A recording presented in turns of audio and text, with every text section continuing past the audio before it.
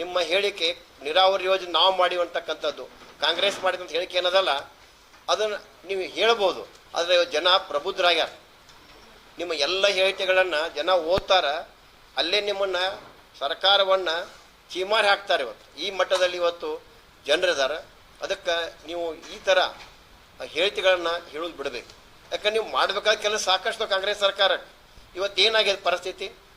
ಇವತ್ತು ರೈತರಿಗೆ ಒಂದು ಪಂಪ್ ಸೆಟ್ಟಿಗೆ ಕನೆಕ್ಷನ್ ಕೊಡಬೇಕಾದ್ರೆ ಭಾರತೀಯ ಜನತಾ ಪಕ್ಷ ಸರ್ಕಾರ 20,000 ರೂಪಾಯಿ ಕನೆಕ್ಷನ್ ಕೊಡ್ತಿದ್ರು. ನೀವು ಅದನ್ನು 2 ಲಕ್ಷ 5 ಲಕ್ಷ ತನಕ ಓದಿರಿ. ಅದನ್ನು ಅಂದ್ರೆ ಎಸ್ಟಿಮೇಟ್ ಆ್ಯಸ್ ಪರ್ ಎಸ್ಟಿಮೇಟ್ ಎಷ್ಟು ಕಂಬ ಬೇಕಾದ್ರ ಮೇಲೆ ಅವ್ರು 20,000 ರೂಪಾಯಿ ಕೊಡ್ತಕ್ಕಂಥ ಯೋಜನೆ ಒಂದು 5 ಲಕ್ಷ ತನಕ ತಗೋತಾ ಇದ್ದೀರಿ. ಆದರೆ ರೈತರಿಗೆ ಏನು ಮಾಡ್ತಾ ಇದ್ದೀರಿ? ಇವತ್ತು ಟ್ರಾನ್ಸ್ಫಾರ್ಮರ್ ಸುಟ್ರೆ ಏನದ ವಿಷಯ? ಅದು 24 ಗಂಟೆಯಲ್ಲಿ ರೈತರಿಗೆ ನೀವು ಟ್ರಾನ್ಸ್ಫರ್ ತುಂಬಿ ಕೊಡ್ಬೇಕತ್ತದ. ಹೋಗಿ ನೀವು ರೈತರನ್ನು ಭೇಟಿ ಆಗ್ರಿ. ಉಸ್ತುವಾರಿ ಮಂತ್ರಿಗಳು ಮತ್ತು ಕಾಂಗ್ರೆಸ್ಸದ ಶಾಸಕರು ಮತ್ತು ಮಂತ್ರಿಗಳು ಯಾರದ್ರಿ? ಯಾಕಂದ್ರೆ ಒಂದು ಟ್ರಾನ್ಸ್ಫಾರ್ಮರ್ ಸುಟ್ಟಾಗ ಒಂದು ವಾರ ಟೈಮ್ ತೊಗೊಂಡು ಟ್ರಾನ್ಸ್ಫರ್ ತುಂಬಿ ಕೊಡ್ತಾ ಇದ್ರಿ ನೀವು. ಒಂದು ಇಂಥವ ಬಿಸಿಲಿದೆ, ಬಿಸಿಲಿದೆ. ಈ ಬಿಸಿಲಿನಲ್ಲಿ ಒಂದು ವಾರ ನೀವು ಟ್ರಾನ್ಸ್ಪೋರ್ಟ್ ತುಂಬಿ ಕೊಡದೇ ಹೋದ್ರೆ ಆ ಬೆಳೆ ಉಳಿತದಲ್ರಿ. ಅದು ಆ ರೈತ ಮಾಡಿದ ಇನ್ವೆಸ್ಟ್ಮೆಂಟ್ ಅವಾಗ ಬರ್ತೈತೆ ಅನ್ನೋದು. ರೈತರನ್ನು ಹಣ ಹೀರ್ತಾ ಇದ್ದೀರಿ. ರೈತರ ಸಮಸ್ಯೆಗೆ ಸ್ಪಂದಿಸ್ತಾ ಇಲ್ಲ. ಈ ರೀತಿ ಪ್ರತಿ ಹಂತದಲ್ಲೂ ಕೂಡ ನಿಮ್ಗೆ ಏನಾಗ್ಯದ ಅಂದ್ರೆ ಈ ಪಂಚಗ್ಯಾರಂಟಿ ಸಾಧನೆ ತಗೊಂಡ್ಬಿಟ್ರಿ ನೀವು. ಅವು ಪಂಚಗ್ಯಾರಂಟಿ ಸಾಧನೆಗಲ್ಲ, ಸರ್ಕಾರ ಸಾಧನೆ ಅಲ್ಲ ಅವು. ಅದನ್ನು ಯಾರು ಬೇಕಾದ್ರೂ ಮಾಡ್ಬೋದು. ಯಾಕಂದ್ರೆ ಒಬ್ಬ ಇಷ್ಟು ಮಂತ್ರಿಮಂಡಲ, CM, ನಮ್ಮ DCM ಎಲ್ಲ ಯಾರೂ ಬೇಕಾಗಿಲ್ಲ. ಅದಕ್ಕೆ ಒಬ್ಬ ಆಡಳಿತ ಅಧಿಕಾರಿ ನೇಮಕ ಮಾಡಿಬಿಟ್ರೆ ಟ್ಯಾಕ್ಸ್ ಪೇಯರ್ ಟ್ಯಾಕ್ಸ್ ಕಟ್ತಾರೆ. ಇವತ್ತು ನಮ್ಮ ಹೆಮ್ಮೆ ಪ್ರಧಾನಿ ನರೇಂದ್ರ ಮೋದಿಯವರು ನಿಮ್ಮ 60 ವರ್ಷದ ಅವಧಿಯಲ್ಲಿ ಭಾಳ ಬಡವರು ಬ್ಯಾಂಕನ್ನು ನೋಡಿದ್ದಿಲ್ಲ.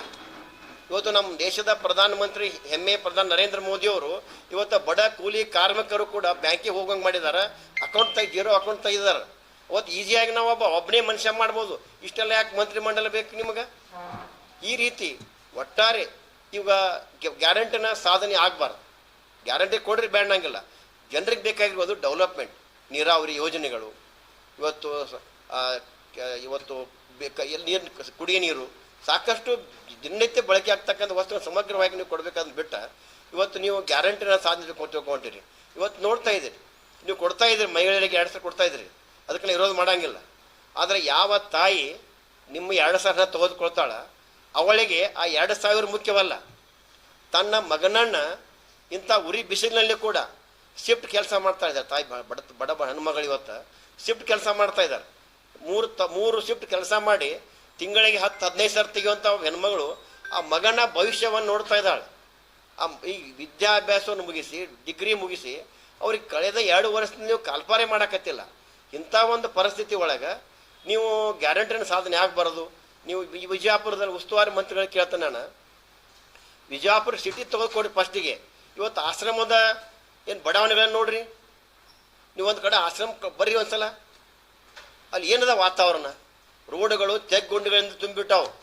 ಮನುಷ್ಯರು ನಡೆಯೋದಲ್ಲ, ಇವತ್ತು 4 ಕಾಲಿನ ಪ್ರಾಣಿಗಳಿಗೂ ನಡಿಲಾರಂಥ ವಾತಾವರಣ ಅದಾವೆ. ಒಂದು ಪ್ರಾಣಿಗೆ ಒಂದು ಆಕಳ ತೆಗೆದುಕೊಡ್ರಿ.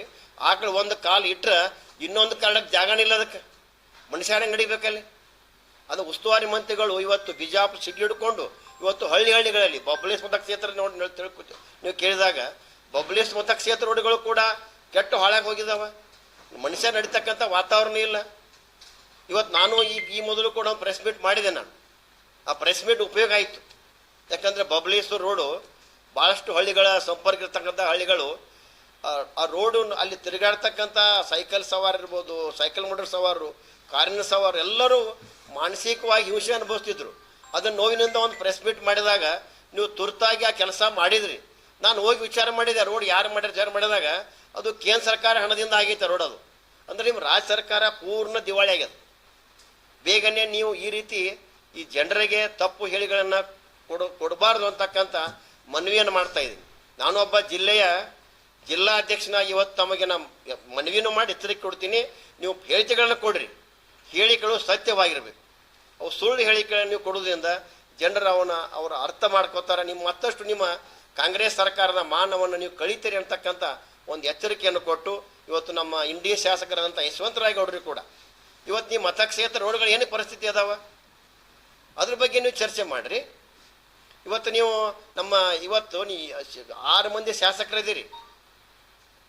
ಒಬ್ಬರು ಯಾಕಂದ್ರೆ ನಾವು ಒಬ್ಬರು JDS ಶಾಸಕರನ್ನ ಕೇಳಕ್ಕೆ ಹೋಗೋದಿಲ್ಲ. ಇಲ್ಲಿ ಮಾನ್ಯ ಬಿಜಾಪುರ ನಗರ ಶಾಸಕರು ಬಸನಗೌಡ ಪಾಟೀಲ್ ಬಗ್ಗೆನೂ ಅವ್ರಿಗೆ ನಾವು ಕೇಳಕ್ಕೆ ಹೋಗೋದಿಲ್ಲ. ಯಾಕಂದ್ರೆ ಪಾಪ ಅವರು ಈಗ ವಿರೋಧ ಪಕ್ಷದಾಗ ಅದಾರ. ಬಸನಗೌಡ ಪಾಟೀಲ್ ಯತ್ನಾಳರು ಭಾರತೀಯ ಜನತಾ ಪಕ್ಷ ಶಾಸಕರಾದಾಗ ನಮ್ಮ ಮಾನ್ಯ ಮುಖ್ಯಮಂತ್ರಿ BS ಯಡಿಯೂರಪ್ಪನವ್ರು ಇರ್ಬೋದು, ಇವತ್ತು ನಮ್ಮ ಮುಖ್ಯಮಂತ್ರಿ ಬೊಮ್ಮಾಯಿಯವರು ಇದ್ದಾಗ ಸಾಕಷ್ಟು ಅನುದಾನ ಕೊಟ್ಟರು. ಬಿಜಾಪುರ ಸುಂದರೀಕರಣ ಆಯಿತು. ಈ ಕಳೆದ 2 ವರ್ಷದಲ್ಲಿ ಕಾಂಗ್ರೆಸ್ ಸರ್ಕಾರ ಬಂದಾಗ ನೀವು ನಮ್ಮ ಮಾನ್ಯ ಬಸನಗೌಡ ಪಾಟೀಲ್ರಿಗೆ 1 ರೂಪಾಯಿ ಕೊಡಕತ್ತಿಲ್ಲ. ನಮ್ಮ JDS ಶಾಸಕರು ನಾವು ಕೇಳೋದು ಬೇಡ ಅವ್ರಿಗೆ. ಯಾಕಂದ್ರೆ ನೀವು ಕಾಂಗ್ರೆಸ್ ಶಾಸಕರಿಗೆ ಕೇಳಿದ್ರೆ ಹೇಳ್ತಾ ಇದ್ದೀನಿ, ಮಂತ್ರಿಗಳಿಗೆ ಹೇಳ್ತಾ ಇದ್ದೀನಿ. ಒಟ್ಟಾರೆ ಬರ್ತಕ್ಕಂಥ ದಿನಮಾನದಲ್ಲಿ ನಾವು ನಿಮಗೇನಾಗೈತೆ ಅಂದ್ರೆ ಈಗ 2 ಅಂಜಿ ಕೊಟ್ಬಿಡೋದು ನಿಮಗೆ. ಯಾಕಂದ್ರೆ ಜನ ಚೀಮಾರಿ ಹಾಕ್ತಾ ಇದ್ದಾರೆ. ಈ ಚೀಮಾರಿಗೆ ನೀವು ಅಂಜಿ ಇವತ್ತು ಏನರ ನೀವು ನಾಟಕ ಮಾಡಿ ನಮ್ಮ ಪಕ್ಷದ ಬಗ್ಗೆ ನೀವು ಹೇಳಿಕೆ ಕೊಟ್ರೆ ಆ ಹೇಳಿಕೆ ಸಲ್ಲೋದಿಲ್ಲ. ಮತ್ತು ನೀವು ಏನದ ಬೈ ಇಲೆಕ್ಷನ್ ಕೂಡ ಆಗಿದಾವೆ, ಅದರ ಹುಚ್ಚು ಕಲ್ಪನೆ ಇರೋಕೆ ಹೋಗ್ಬೇಡ್ರಿ. ಯಾಕಂದ್ರೆ ಆ ಚುನಾವಣೆಯಲ್ಲಿ ನಾನು ಒಬ್ಬ ಚುನಾವಣೆ ಪ್ರಚಾರಕ್ಕೆ ಹೋಗಿದ್ದೆ. ಆ ಚುನಾವಣೆಯಲ್ಲಿ ಕಾಂಗ್ರೆಸ್ ಸರ್ಕಾರ ಜನ ಆಕ್ರೋಶ ಹೆಂಗಿತ್ತಂದ್ರೆ ಅದು ಎಕ್ಸ್ಪ್ಲೇನ್ ಮಾಡೋಕ್ಕಾಗೋದಿಲ್ಲ. ಆ ರೀತಿ ಜನರ ನೋವು ಚುನಾವಣೆಲಿತ್ತು. ಆದರೆ ಯೂಶಲಿ ಈಗ ಸರ್ಕಾರ ಇದ್ದಂಥ ಸಂದರ್ಭದಲ್ಲಿ ಮಂತ್ರಿಗಳಿರ್ತೀರಿ, ಸಾಕಷ್ಟು ದುಡ್ಡವನ್ನು ಇರ್ತದೆ ನಿಮ್ಮ ಕಡೆ, ದುಡ್ಡು ಖರ್ಚು ಮಾಡಿ ಬರೋದು ಇದು ಸರ್ವಸಾಮಾನ್ಯ, ಇದು ಮೊದಲಿನಿಂದ ಬಂದಂಥ ಪದ್ಧತಿ ಅದ. ಆದರೆ ಅದೇ ಗುಂಗಿನಲ್ಲಿ ಇರಕ್ಕೆ ಹೋಗ್ಬೇಡ್ರಿ. ಬರೋ 2028ರಲ್ಲಿ ಇವತ್ತಿಲ್ಲಿ ಎಲ್ಲ ಕಾಂಗ್ರೆಸ್ಸಿನ 2 ಮಂತ್ರಿ ಇರ್ಬೋದು, ಕಾಂಗ್ರೆಸ್ ಶಾಸಕರಿರ್ಬೋದು, ಎಲ್ಲ ಇವರು ಇಡೀ ರಾಜ್ಯದಲ್ಲಿ ಈ ದಕ್ಷಿಣ ಭಾರತದ ಕಾಂಗ್ರೆಸ್ಸಿನ ಕೊನೆಗಾಲದ ಅದು ಬಿಜಾಪುರ ಜಿಲ್ಲೆಯಿಂದ ಪ್ರಾರಂಭ ಆಗ್ತದೆ ಅಂತಕ್ಕಂಥ ಒಂದು ಎಚ್ಚರಿಕೆಯನ್ನು ಕೊಟ್ಟು ನನ್ನ ಪತ್ರಿಕಾಗೋಷ್ಠಿಯನ್ನು ಮುಗಿಸ್ತೀನಿ. ಒಂದು ಲಿಮಿಟ್ ಇರ್ತೈತಿ, ಒಂದು ಟೈಮಿಂಗ್ ಬಾಂಡ್ ಇರ್ತೈತಿ. ಈ ರಾಜ್ಯ ಸರ್ಕಾರದ ಹೇಳಿತನ ಅದ ಇದು, ಇವರಿಗೆ ಯಾವ ಇಂಪ್ಲಿಮೆಂಟ್ ಮಾಡಲಂತ ಹೀನಾಯ ಸ್ಥಿತಿಗೆ ಬಂದ್ಬಿಟ್ಟಾರೆ. ಇದು ಕೇಂದ್ರ ಸರ್ಕಾರ ಯೋಜನೆ ಇದ್ರೂ ಕೂಡ ಇದರಲ್ಲಿ ರಾಜ್ಯ ಸರ್ಕಾರದ ಪಾಲು ಅದ. ಇದು ಕೇಂದ್ರ ಸರ್ಕಾರ ಕೊಟ್ಟ ದುಡ್ಡಿಗೆ ಮ್ಯಾಚಿಂಗ್ ಅಮೌಂಟ್ ಕೊಡದೇ ಆಗದಂಥ ಸಂದರ್ಭದಲ್ಲಿ ಕೂಡ ಲೇಟ್ ಆಗಿದಾವೆ.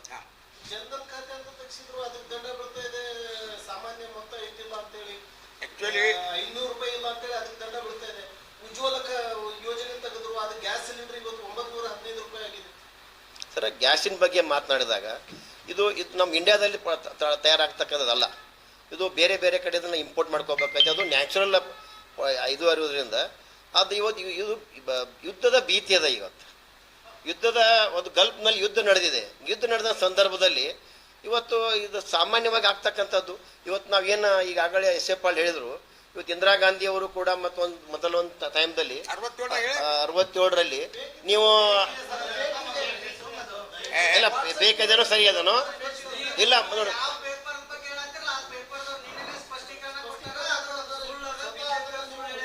ಅದು ಇರಲಿ.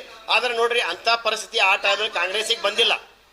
ನೋಡ್ರಿ, ಯಾವಾಗೂ ಇಂಥ ಯುದ್ಧದ ಭೀತಿ ಬಂದಾಗ ಹೇಳ್ತಿ ಕೊಡ್ತಕ್ಕಂಥ ಮಾತದ. ಒಬ್ಬ ಮನೆಯ ಯಜಮಾನಾಗಿ ಆ ಮನೆಯ ಉಜ್ವಲ ಭವಿಷ್ಯಕ್ಕಾಗಿ ಆ ಮನೆಯ ಹಿರಿಯನಾಗಿ ಕೆಳಗಿನ ಎಲ್ಲ ತನ್ನ ಕುಟುಂಬಕ್ಕೆ ಆ ಮುಂದಿನ ಮುಂದೆ, ಯಾಕಂದ್ರೆ ಏನೋ ಒಂದು ಮೋದಿಯವರ ಬಾಯಿಂದ ಏನು ಮಾತು ಬರ್ತಾ ಇದೆ ಅಂದ್ರೆ ಇದ್ರ ಮುಂದೆ ಒಂದು ಏನೋ ಫೋರ್ಕಾಸ್ಟ್ ಇದೆ ಅಂತಕ್ಕಂಥದ್ದು ಅದು ಈಗ ಗೊತ್ತಾಗಿಲ್ಲ ನಮಗೆ. ಮೋದಿಯವರ ಮಾತು ಹೆಂಗದಾವ ಅಂದ್ರೆ ಅವು ಫೋರ್ಕಾಸ್ಟ್ ಮುಂದಿನ ವಿಚಾರ ಇಟ್ಕೊಂಡು ಮಾತನಾಡಿರ್ತಾರೆ.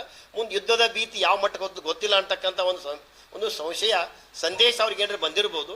ಇವತ್ತು ನಾವು ಎಲ್ಲವನ್ನ ಮುಗಿಸ್ಬಿಟ್ಟಿವಿ ಅಂದ್ರೆ ಮುಂದಿನ ದಿನಮಾನದಲ್ಲಿ ನಾವು ಬದುಕುವುದು, ನಾವು ರೂಢಿ ಮಾಡ್ಕೋಬೇಕಂತಕ್ಕ ವಿಚಾರವನ್ನು ಹೇಳ್ಬೇಕಂತಕ್ಕಂಥ ಸರ್, ಒಂದು ಮಾತು ಹೇಳ್ತಾ ಇದ್ದೀನಿ. ಚುನಾವಣೆ ಅಂತಕ್ಕಂಥದ್ದು ಅದು ರಾಜಕೀಯನೇ, ಅದು ನಾವು ಒಪ್ಕೊಳ್ಬೇಕಾಗ್ತೈತಿ. ಆ ಚುನಾವಣೆ ನಡೆದ ಸಂದರ್ಭದಲ್ಲಿ ಆ ಗೆಲುವು ಇಂಪಾರ್ಟೆಂಟ್ ಮಾಡಿದಾರೆ.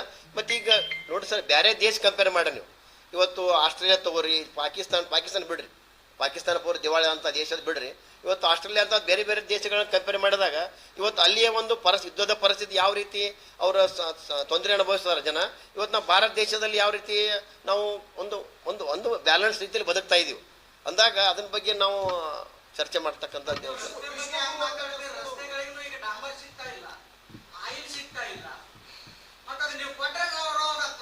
ಸರ್ ನೋಡ್ರಿ ಸರ್, ಡಾಂಬರ ಈಗ 3 ವರ್ಷ ಡಾಂಬರ್ ಸಿಕ್ಕಿಲ್ಲ ನೋಡ್ರಿ ಅವ್ರಿಗೆ. ಸರ್ಕಾರ ಬಂದು 3 ವರ್ಷ ಆಯ್ತು. ಕಾಂಗ್ರೆಸ್ ಸರ್ಕಾರ ಬಂದು ಇನ್ನೊಂದು ಸ್ವಲ್ಪ 3 ವರ್ಷ ಆಗ್ತೈತ್ರಿ. ಈಗ ಡಾಂಬರ್ ಈಗ ಸ್ವಲ್ಪ ದಿವಸದಲ್ಲಿ ಪ್ರಾಬ್ಲಮ್ ಇರ್ಬೇಕು ಸರ್. ಈಗ ಡಾಂಬರ್ ಈ 3 ತಿಂಗಳ ಅಲ್ಲ 3 ತಿಂಗಳಾಯ್ತು ಸರ್ ಸಮಸ್ಯೆ ರೀ 3 ತಿಂಗಳ ಸಮಸ್ಯೆ ಬೇಡ ಟೋಟ್ಲಿ 2.5 ವರ್ಷ ಕಳೆದಾರ ಇವತ್ತು ಇವರು 2 ವರ್ಷ ಕಳೆದಾರ ಇವತ್ತು ಈಗ ನೀವು ಬರೀ ಈಗ 2-3 ತಿಂಗಳ ಪ್ರಶ್ನೆ ಇದು ನಾವು ಕೇಳ್ತಾಕಿದ್ದು 2.5 ವರ್ಷ ಸರ್ಕಾರ ಮೇಲೆ ಸರ್ಕಾರನೇ ಬಂದಿರ್ತದೆ ಖರೀದಿ ಬಂದ್ ಮಾಡ್ತೈತಿ ಆ ಥರ ಎಲ್ಲ ಅವರು ಎಸೆನ್ಸಿಯಲ್ ಇದ್ದಲ್ಲಿ ಖರೀದಿ ಮಾಡ್ಬೋದು ಎಲ್ಲಿ ಹೆಚ್ಚು ಈ ನೋಡ್ರಿ ಇದು ಶ್ರೀಮಂತರಿಗೆ ಸಂಬಂಧಪಟ್ಟಂಥದ್ದು ಬಡವರಿಗೆ ಆಗಲ್ಲ ಈ ಬಡವ್ರು ಖರೀದಿ ಎಷ್ಟು ಮಾಡ್ತಾರೆ ಸರ್ ಅವ್ರ ಮದುವೆಗೆ ಎಷ್ಟು ಖರೀದಿ ಮಾಡ್ತಾರೆ ಈ ಬಂಗಾರ ಇನ್ವೆಸ್ಟ್ಮೆಂಟ್ ಮಾಡೋರು ಯಾರು ಅಂದ್ರೆ ಇದು 2 ನಂಬರ್ ಜನ ಹಣ ಲೂಟಿ ಮಾಡ್ತಕ್ಕಂಥದ್ದು ಅವ್ರಿಗೆ ಯಾರು ಅವ್ರು ಮಾಡ್ತಕ್ಕಂಥ ಅವ್ರಿಗೆ ಯಾವ್ದು ವಾರ್ನಿಂಗ್ ಅಂತಕ್ಕಂಥ ತಿಳ್ಕೊರಿ ಇದು ಬಡವರಿಗೆ ಅಲ್ಲವೇ ಅಲ್ಲ ಬಡವರಿಗೆ ಬದುಕಾಗಿ ಫ್ರೀ ಅದ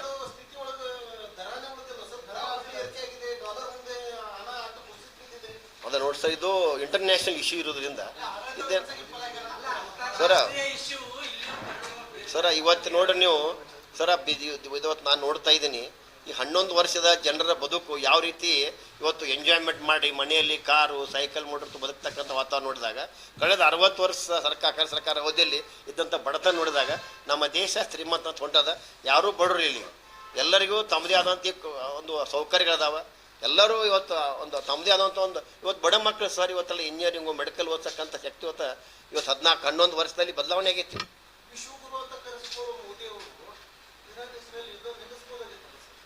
ಸರ್ ಆ ನಿಟ್ಟಿನಲ್ಲಿ ಅವರು ಪ್ರಯತ್ನ ಮಾಡ್ತಿರ್ತಾರೆ ಸರ್ ಪ್ರಯತ್ನ ಮಾಡ್ತಿರ್ತಾರೆ